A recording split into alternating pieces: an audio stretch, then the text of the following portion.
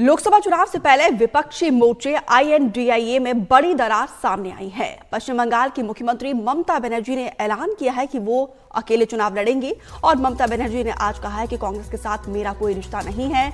उन्होंने ये भी कहा है कि गठबंधन का फैसला चुनाव के बाद लेंगे। एक बड़ा सेटबैक यहाँ पे कहीं ना कहीं इंडिया गठबंधन को लगा है, जो 2024 में लोकसभा चुनाव एक साथ लड़ने का ये दावा कर रहे थे। ये महागठबंधन में ममता बनर्जी के इस बयान के बाद कहीं ना कहीं एक बड़ी दरार पड़ी है। ममता बनर्जी देखिए, ये बड़ा बयान दिया है। उन्होंने कहा है कि कांग्रेस के साथ मेरा कोई रिश्ता नहीं है, वो अकेले चुनाव लड़ना चाहती हैं। কারোর সাথে আমার কোনো কথা হয়নি এবং আমি প্রথম থেকে প্রত্যাখ্যান করেছি। তখন থেকে আমাদের দল সিদ্ধান্ত নিয়েছে আমরা বাংলায় একা চলবো।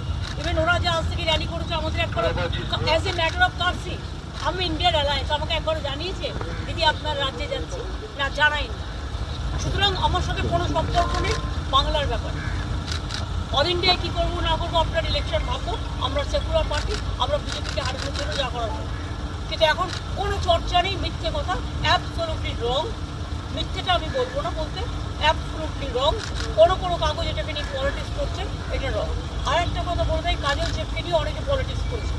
ও তো জেলা পরিষদের সভাপতি আছে, আর ওকেও দুটো দায়িত্ব দেওয়া হচ্ছে, নাটুনকে করতে হবে। এত মিথ্যে কথা আপনারা কেন বলবেন, কেন লিখবেন? उधर पश्चिम बंगाल में अकेले लड़ने का ममता बनर्जी का बड़ा फैसला उनकी हताशा का संकेत है। ये कहना है बीजेपी का अपनी राजनीतिक जमीन बरकरार रख पाने में असमर्थ वो भी है और सभी सीटों पर लड़ना चाहती हैं। इस उम्मीद से चुनाव के बाद भी वो प्रासंगिक बनी रह सकती है। लेकिन तथ्य ये है कि राहुल गांधी के बंगाल में सर्कस आने से ठीक पहले अकेले चुनाव लड़ने की उनकी घोषणा इंडी गठबंधन के लिए ताबूत पर अंतिम कील है। तो अमित मालवीय का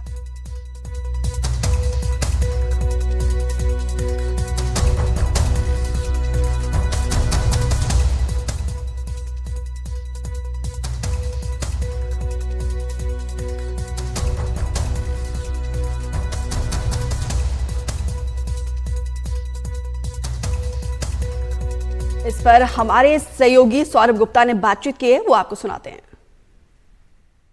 देखिए, पश्चिम बंगाल में इंडिया गठबंधन खत्म, ये आप जरूर कह सकते हैं। हालांकि देखिए, कांग्रेस और लेफ्ट की एक अलायंस है। अब इसे आप अगर इंडिया अलायंस मानना चाहते हैं तो जरूर कांग्रेस और लेफ्ट का अलायंस को आप इंडिया अलायंस का हिस्सा मान सकते हैं। लेकिन कांग्रेस और तृणमूल का जो अलायंस है वो खत्म हो गया है। और अगर आप बात करें पश्चिम बंगाल में, वो लार्जेस्ट पार्टनर तृणमूल है।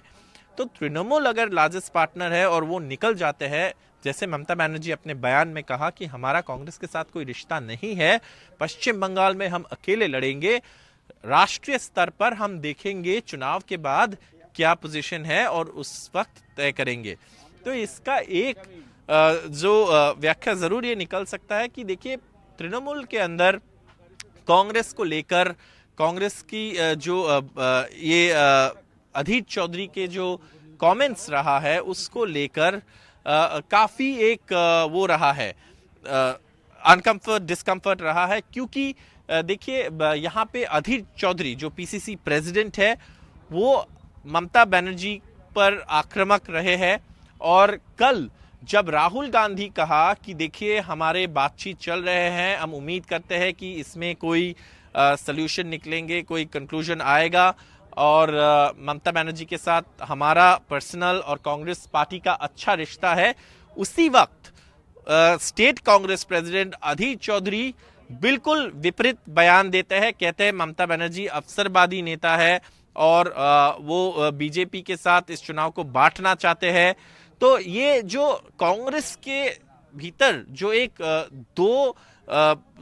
जो ओपिनियन का जो दो ओपिनियन दिखाई दे रहा था, इसको लेकर तृणमूल में आज तक तो काफी रिस्ट्रेन था। लेकिन अब मान के आप चल सकते हैं कि पश्चिम बंगाल में तो अलायंस तृणमूल के साथ खत्म। ये सीटों को लेकर अब तक सहमति नहीं बन पाई थी, लेकिन सीटों को लेकर सहमति तब बनते जब बातचीत होते और दोनों दल के वरिष्ठ नेता एक साथ बैठ के बातें करते हैं। तो नेगोशिएशन की बात होती है चुनाव के पहले। कांग्रेस सीटें मांग रहे थे ज्यादा, तृणमूल देने के लिए सीटें उतना तैयार नहीं है और साफ तरीके से कह दिया था उतना सीट तो हम आपको नहीं देंगे। लेकिन ये तो नेगोशिएशन जब होता है पॉलिटिकल अलायंस में, हम इतना चाहते हैं आप उतना हमें दे दो, नहीं हम इतना देंगे आप इतना ले लो, ये नेगोशिएशन होता है। लेकिन यहाँ पे नेगोशिएशन का जो माहौल होनी चाहिए वही तैयार नहीं हुआ। और उसके बाद तो इसीलिए जैसे हमारे साथी सुनील प्रभु कह रहे थे कि ये होने वाला था, लेकिन अब ममता बनर्जी ने ऐलान कर दिया पश्चिम बंगाल में तृणमूल अकेले लड़ेंगे और इससे सबसे ज्यादा फायदा बीजेपी को होगा। बीजेपी जरूर इस बात से खुश होंगे। अखिलेश हमारे वरिष्ठ सहयोगी हमारे साथ जुड़े हैं। अखिलेश जी, ममता बनर्जी ने चुनाव अकेले लड़ने का यह ऐलान किया है, कितना बड़ा सेटबैक इंडिया गठबंधन के लिए? सेटबैक माना जाएगा क्योंकि सबसे पहले ममता बनर्जी उन नेताओं में से थी जिन्होंने बीजेपी के खिलाफ राष्ट्रव्यापी मोर्चा बने इसके लिए पहल की थी। वो चाहे नीतीश कुमार हो, चाहे अन्य नेता हो, अरविंद केजरीवाल हो, सबसे चर्चा करके ममता बनर्जी ने इस पर इनिशिएटिव लिया था। लेकिन हमने देखा था कि जिस तरह दिल्ली में INDIA गठबंधन की बैठक हुई और उसमें ममता बनर्जी और अरविंद केजरीवाल ने एक तरह से सिंक्रोनाइज्ड वे में जाकर के मल्लिकार्जुन खड़गे का नाम सजेस्ट किया। उसी से समझ में आ गया था कि जिस तरह से उनका राहुल गांधी को लेकर विरोध है वो निश्चित तौर पर दिखाई दे रहा है। रही बात पश्चिम बंगाल की, तो ममता बनर्जी को पश्चिम बंगाल में स्पष्ट तौर पर ये लगता है कि कांग्रेस पार्टी जहां उनकी जगह वो TMC को दिलवा चुकी है, कांग्रेस पार्टी को रिवाइव करने का मौका क्यों दे। और तीसरी बात यह कि CPM जो है उनके साथ उनकी बहुत पुरानी और बहुत लंबी लड़ाई है। वो नहीं चाहती थी किसी भी सूरत में CPM के साथ कोई भी चुनावी गठबंधन हो। जहां तक सीटों की संख्या की बात है, वो ये स्पष्ट कर चुकी थी कि कांग्रेस को केवल 2 सीटें मिलेंगी और जो उनकी मौजूदा सीटें थी।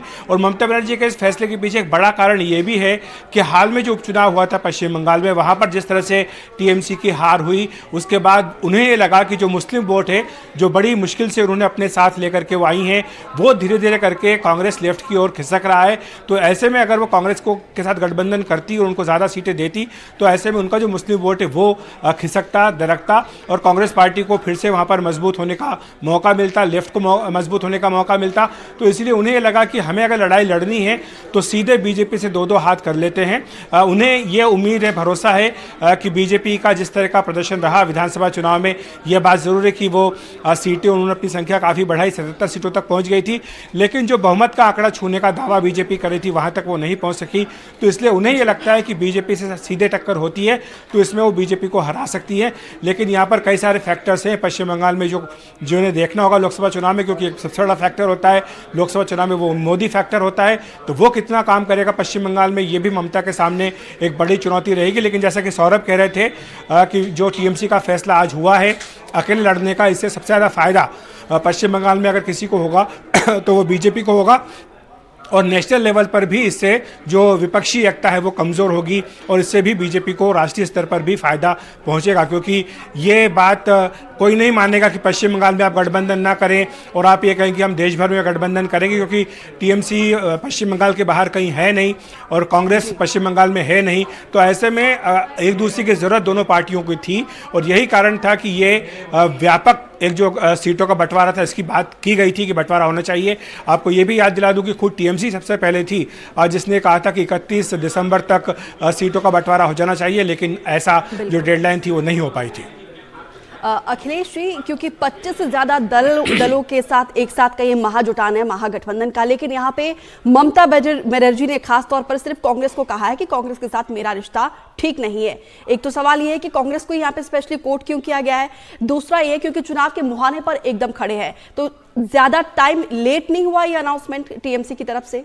बहुत ज़्यादा लेट है और इसलिए मैंने कहा कि खुद TMC ने ये कहा था कि 31 दिसंबर तक सीटों का बंटवारा हो जाना चाहिए। लेकिन उसी सुर में TMC ये भी कहती आई थी कि कांग्रेस पार्टी को ज़्यादा सीटें नहीं देंगे, यानी 2 सीट से ज़्यादा नहीं मिलेगी। तो जाहिर है कि कांग्रेस पार्टी 2 सीटों पर तो तैयार होती नहीं। लेकिन एक बहुत बड़ा ऑप्टिक्स का सवाल होता है कि जब ममता बनर्जी दिखती हैं विपक्ष के नेताओं के साथ राष्ट्रीय मंच पर, तो उसका एक अलग संदेश जाता है कि ये विपक्ष जो है वो एकजुट है, उसमें एकजुटता है, एकता बनी हुई है। लेकिन ममता बनर्जी का ये एक तरह का हम कहें कि ट्रैक रिकॉर्ड रहा है कि ऐन मौके पर वो कई बार जो विपक्षी एकता है उसको धता देती हैं। वो चाहे राष्ट्रपति का चुनाव हो या ऐसे कई अन्य मौके हों, वो अपनी एक अलग लाइन खींचना पसंद करती है। उनको ये लगता है कि आज की तारीख में जो राजनीति है देश की, उनमें सबसे वरिष्ठ नेताओं में से वो एक हैं, चाहे नीतीश कुमार हो, चाहे नवीन पटनायक हो, ममता बनर्जी अपने आप को शरद पवार इस कैटेगरी में रखती हैं, और इसलिए राहुल गांधी की जो लीडरशिप है वो उन्हें कभी बर्दाश्त नहीं होती। जिस तरह से राहुल गांधी की न्याय यात्रा, भारत जोड़ो न्याय यात्रा निकल रही है, उसको लेकर के भी रिजर्वेशन है, केवल टीएमसी में ही नहीं बल्कि जेडीयू में भी है। और जेडीयू के नेता केसी त्यागी कल कह भी चुके हैं कि बेहतर होता कि ये जो यात्रा है इसके बारे में कांग्रेस अपने सहयोगी दलों को भी विश्वास में लेती, और अब जबकि यात्रा बिहार पहुंचेगी तो वहां पर जेडीयू के नेताओं को आमंत्रित किया गया है, तो वो शामिल होंगे या नहीं होंगे इस पर बाद में फैसला होगा। लेकिन जेडीयू हो या चाहे टीएमसी हो, वो भी इस यात्रा को लेकर खुश नहीं है। उन्हें लगता है कि ये सामूहिक फैसला होना चाहिए था, सामूहिक यात्रा होनी चाहिए थी। तो कुल मिलाकर जो 42 सीटें पश्चिम बंगाल की, इन सीटों पर मुकाबला हम सीधा बीजेपी और टीएमसी का देख रहे हैं। निश्चित तौर पर देख रहे हैं, क्योंकि देखिए कांग्रेस और लेफ्ट वहाँ पर पहले ही तीसरे स्थान पर जा चुके हैं, हाशिए पर पहुँच चुके हैं, और यही कारण है कि टीएमसी और बीजेपी इन दोनों के बीच में सीधा मुकाबला होगा। गृह मंत्री अमित शाह ने हाल ही में कोलकाता का दौरा किया था।